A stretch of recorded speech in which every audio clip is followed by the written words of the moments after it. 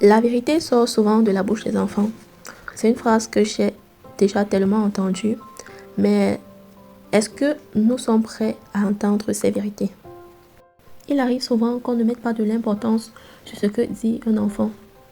Ça peut être qu'on n'est pas dans une position d'écouter ce que l'enfant dit, ou bien tout simplement on se dit que non, l'enfant est petit si c'est un enfant encore à bas âge. Comme il est petit, entre guillemets, on sous-estime sa capacité de voir, d'analyser et d'exprimer certaines choses. Pourtant, ce qu'il dit a du sens. Peut-être qu'il l'exprime juste mal, mais toi, en tant qu'adulte, en tant que parent, tu devrais faire une pause, quelques secondes, quelques minutes, bref, une pause nécessaire et de comprendre ce qu'il est en train de dire, ce que l'enfant est en train de dire. Peut-être ça sera une information par rapport à un événement passé, par rapport à un événement présent. Donne-lui le bénéfice du doute. Cela va souvent plus loin. Des situations dans lesquelles la parole d'un enfant est confrontée à la parole d'un adulte. Très souvent, on va accorder le droit de vérité à l'adulte et la parole de l'enfant sera balayée d'un coup du revers de la main. Pourquoi j'ai tenu à parler de ce sujet? J'ai vu l'extrait du journal de la chaîne de télé Canal 2. C'était une histoire franchement tragique ou bien très triste.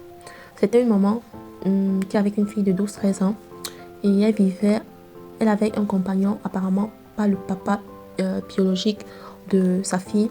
Cette petite fille subissait des trucs très malsains par ce monsieur. Je ne vais pas donner des détails ici.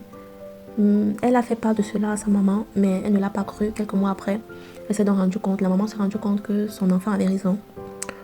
Je me suis dit, encore une énième histoire où on n'accorde pas de l'importance à ce que l'enfant dit. Mais je me pose la question, d'où vient ce problème? Est-ce que l'adulte en face n'est pas prêt à entendre la vérité? Pourquoi on va beaucoup plus croire un adulte par rapport à un enfant lorsque les deux sont confrontés? Pourquoi? Est-ce un problème de culture? Est-ce qu'on idéalise beaucoup l'adulte dans le sens où l'adulte devrait être juste et conscient de ses actes?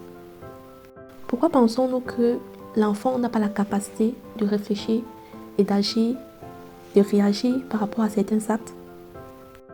Je pense sincèrement que le fait de ne pas croire aux enfants, à ce qu'ils disent, commence par des petites circonstances du quotidien. Juste un exemple banal comme ça, l'enfant va peut-être dire je n'ai pas fait telle chose, je n'ai pas pris telle chose. Et toi le parent par exemple, tu vas dire qu'il ment et tout, ou bien tu vas pas croire quoi.